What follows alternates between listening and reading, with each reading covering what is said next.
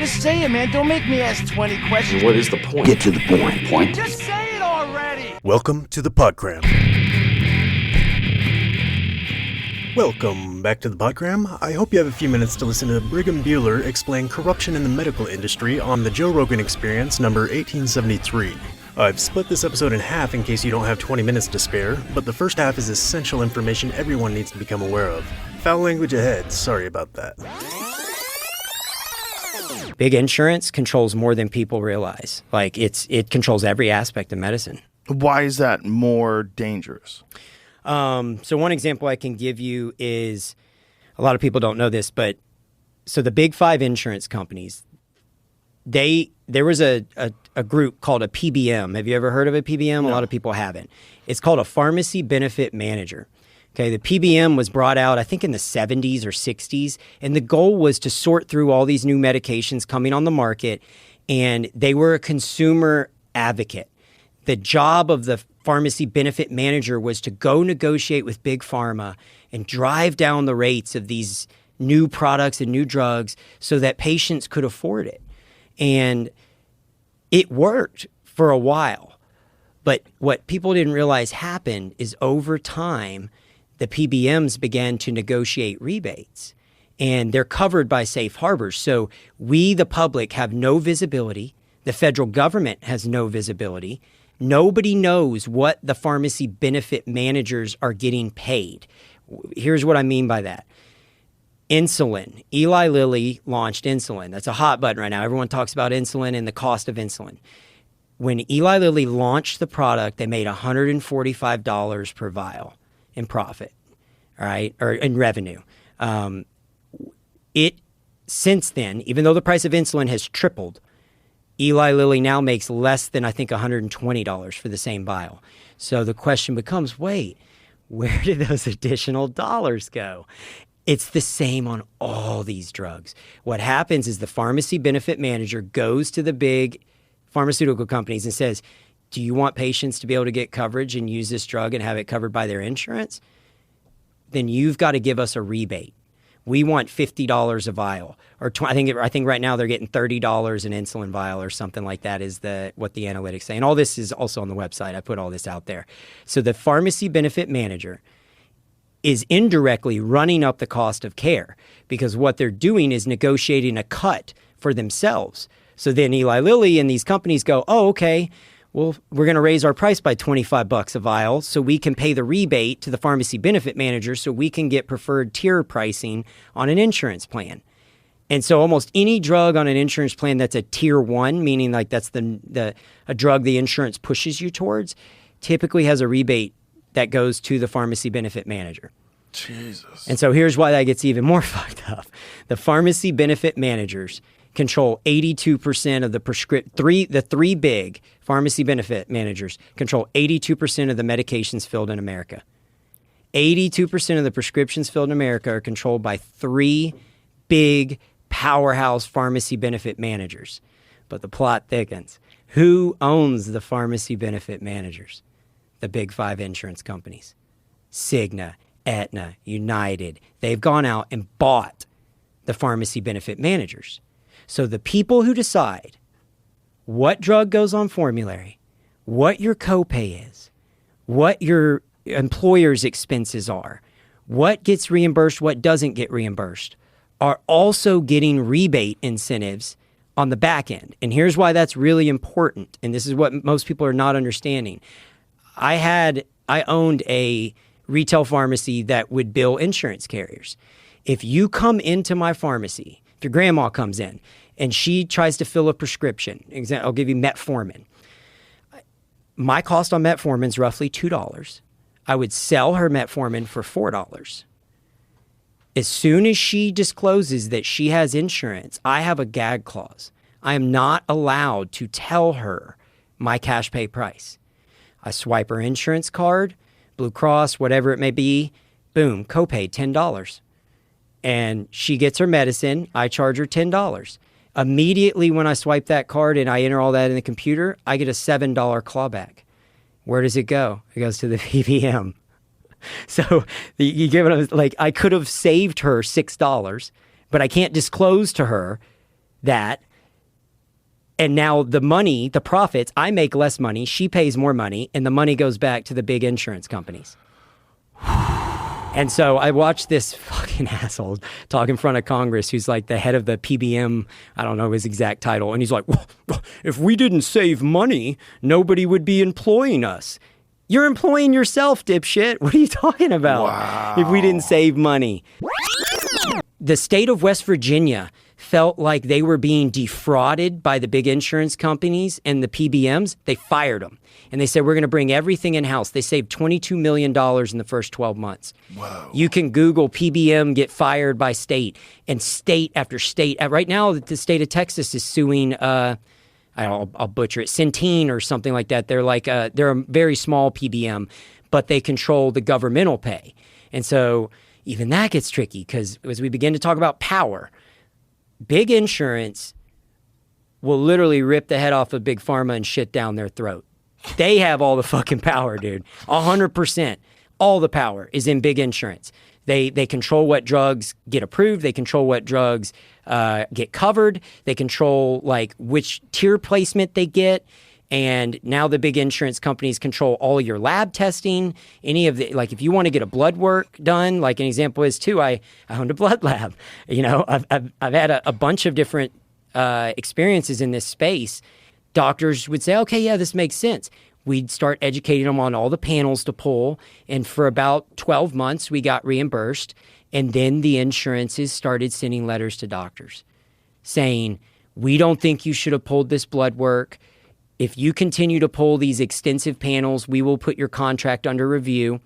Wow. So if I'm a clinician and I lose Blue Cross Blue Shield, I'm out of business. We will put your contract under review for taking proactive measures to keep people healthy. For running up the cost of healthcare is what they will say. Like big insurance's narrative is this guy's running up the cost of healthcare, pulling unnecessary blood panels on a patient. You know, this guy's 33. Why did you pull a full panel? Your grandma goes in and she has 4 prescriptions and she gets caught in that whole model I was telling you about. This is where it gets really, really bad. Most of the time, like let's say, I'm just going to use simple numbers to try and make it easy. Let's say she has $10,000 in coverage a year for medicines. That's what her insurance plan covers. When they artificially inflate the number, right, to the average wholesale price, including their rebate, what they're doing is wiping out her deductible faster. You get what I'm saying? They never pay that price. So let's say insulin's $200. They didn't pay $200 because they got the rebate. But what they did is your grandma only had $10,000 in coverage. She's got 4 medications that month. If all of them were $200, that's $800. Grandma's out of treatment by 8-9 months into the year. Now she's got to come out of pocket. And so the insurance says, no, we don't cover it. We covered the first $10,000. You're on the hook now. It's called the donut or the gap. And so that's the problem with the way they have this structured in these rebates and this shell game that they're playing. In the second half of this episode, he goes over several areas of corruption unrelated to the PBMs and explains some of his business model. Maybe that interests you, maybe it doesn't, but either way, I hope you learned something new today. Thanks for stopping by. Insurance doesn't cover what's best for the patient. Insurance covers what's best for their pocketbook. That's why we're still using 20-year-old joints. When we talk about innovation, people say, well, why is that plate so expensive? Medical device, big pharma, whatever it is, the narrative is it's expensive because we spend millions and millions of dollars on innovation. Bullshit. We've been using the same fucking knee for 25 years. Literally, we've changed it. It's metal, now it's plastic, now it's polyplastic, now it's like, but it's the same knee. It's been out 20 years. Why aren't they innovating? They're not innovating because you don't get paid to innovate. You can't. So the insurance controls the reimbursements. The insurance has cut reimbursements to the hospital. An orthopedic surgeon wants to do a joint. He's making less money per joint than he's ever made in his life. He's having to do more joints per day to make the same money and make that Porsche payment and all of those things. And then at the same time, for big medical, they're taking a 5% cut typically annually from the hospital systems on the same joint that they were selling a decade ago for double the price, right? And so every year, 5% cut, 5% cut, 5%.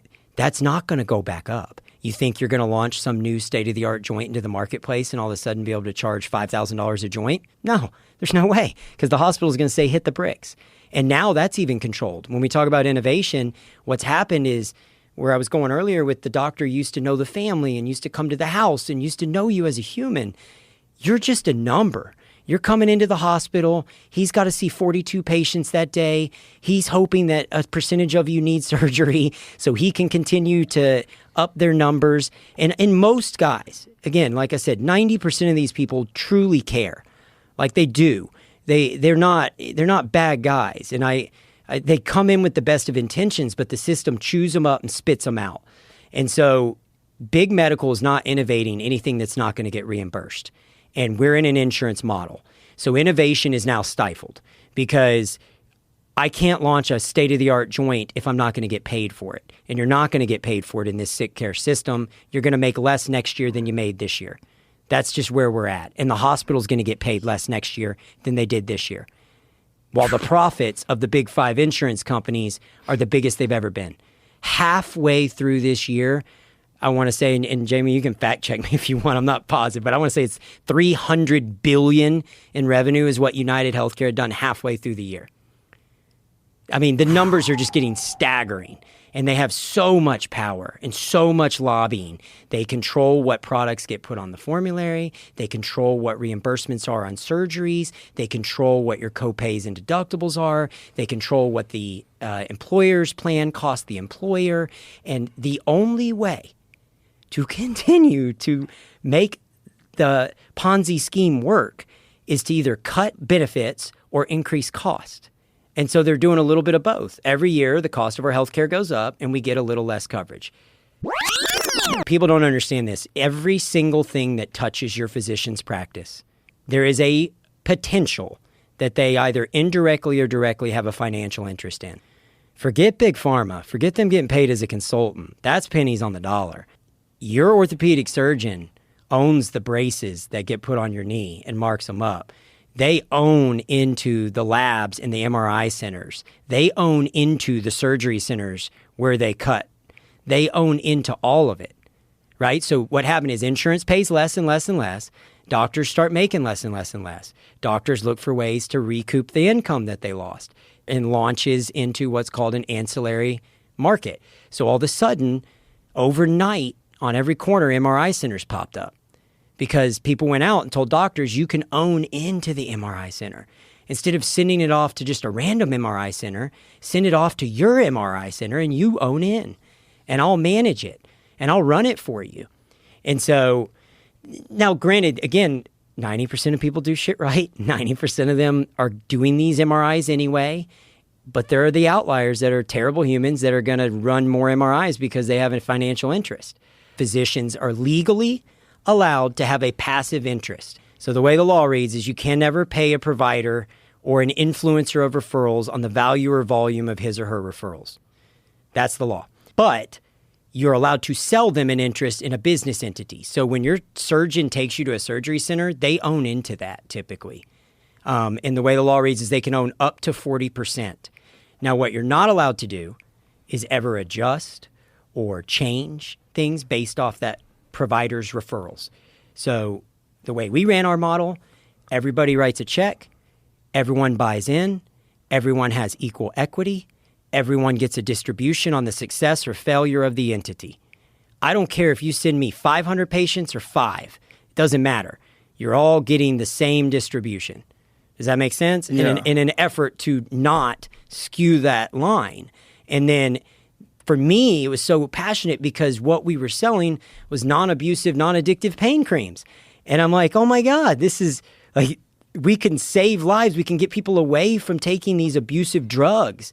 That was the thought. And you say pain creams? Like what's in the pain creams? It's a ketamine-based pain cream, but you can't isolate out or extrapolate the ketamine. And so when applied topically, it'll basically numb the neuropathic pathway that's sending the signal from the knee to the brain or from the elbow to the brain. And it was an array of different things like the genetic testing, pharmacogenetic, all these different things. And we did that for a brief stint, and it was the Wild West. The long story short is it was so corrupt It was so dirty. It was terrible, dude. And I went out and started meeting with doctors and educating them on why these guys are criminals. Like, do not do this. If you do it the way these guys are telling you, if they're telling you they're going to adjust your shares, that's a kickback. If they're telling you that they're going to pay you more if you send more, that's a kickback. Do you understand this? That's a felony. You'll go to prison. And the doctors just didn't understand it. It wasn't that anybody wanted to commit crimes. I just think they were naive. They were like, oh, well, they have an attorney's letter and they have this. It doesn't matter. And so the market, when I started this, the narrative from healthcare compliance attorneys and regulators and former DOJ prosecutors was, as long as you don't touch governmental pay, you can have a physician invested model. Just make sure you run it right and you follow the rules and you do your best to hit the safe harbors. Very laissez-faire. Not like, you better get it right or you'll go to prison. They should have been telling guys, you better get it right or you'll go to prison. Then I got behind the curtain and I started to see what was happening. Like, oh, the insurance companies won't reimburse on this stuff. Oh, even though the patient needs it and there's medical necessity, the insurance doesn't want to cover it. Oh, even if there's medical necessity and the patient needs it and the insurance does cover it, they're going to send a nasty letter to a doctor and start threatening them. This just is not sustainable. The only way to do this is a cash model. And so I began to take the money I made and I bought a building, and I built out a 503A sterile pharmacy, and we got into sterile compounding. And I began to tell clinicians, hey, let's offer patients these products for cash, for pennies on the dollar. Let's just take them out of this insurance model. Let's give them these solutions for cheap and cut out the insurance agents and insurance companies. And that space that I was in, as I built out my pharmacy, that space blew up. And so what happened is people started getting federally indicted left and right. And so for the kickbacks. For kickbacks. And it depends. Like, if it's structured appropriately and implemented appropriately, in theory, you are within the rules and regs of the law. But the law is very gray. What happened is the big insurance companies go to the DOJ and they tell one half of the story. Doctors are getting kickbacks. Doctors are making crazy money off of all these ancillaries, and they're defrauding us, the insurance companies, on these tests or whatever it may be. That's their side of the story. And there is truth to that in some instances. But most of the clinicians I worked with, they did the test they were going to do anyway. We structured it in a manner, there's no incentive to send more because you're getting the same.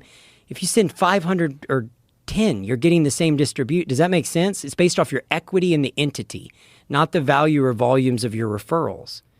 That's how you're supposed to structure it. That is not how other people were structuring it. And they would say, well, I talked to my attorney and they said I could do this, this, and that. And so anyways, that space began to implode. But before that, I was already like, this is too stressful. I'm going to move to a cash pay model. And we built out a cash pay pharmacy and began to educate clinicians on non-abusive, non-addictive pain creams. We can get it to your patients for pennies on the dollar, mailed to their doorstep after surgery, so you don't have to write an opioid. Let me just break it down from here. You create this compounding pharmacy and you're just compounding pain creams? Is that what you're doing? Well, the plan was initially to compound anything that the insurance didn't cover. So when I owned a pharmacy, I would get every month a book like this that told me all the prescription, like an inch and a half thick book of paperwork that listed all the drugs they were no longer going to cover. Okay, sometimes I've already shipped out hundreds of thousands of dollars in those drugs. I've already shipped the drugs, and now you, the insurance company, are going to tell me you don't cover those drugs? But I already gave your patients the meds. And so I would just eat that. I would have to lose that money because you can't litigate against a big insurance company. They'll crush you. They're billion-dollar corporations. So you'll be tied up in litigation for the rest of your life. And I want to give the big insurance companies credit too. I don't want to say all bad. Their narrative is the witch hunt is the doctors and the reps and these corrupt companies. That's the insurance company's narrative. Big Pharma's narrative is we're here trying to make these drugs and the insurance companies are beating us up. Everyone's pointing fingers at each other, but the truth is they all have crucial roles to play. All of them. They're all part of the problem and they're all part of the solution. Talk to a clinician, do your research, educate yourself, understand that a lot of times clinicians are not offering you the best product on the market. They're offering you the best product that insurance will cover. And that's a difficult conversation for clinicians to have. In fact, they don't have it. If you've got to pay cash for something, your clinician is not going to have that talk with you 9 out of 10 times. Again, they got to get you in and out of there. They're not going to sit there and educate you on why this regenerative treatment may be a solution.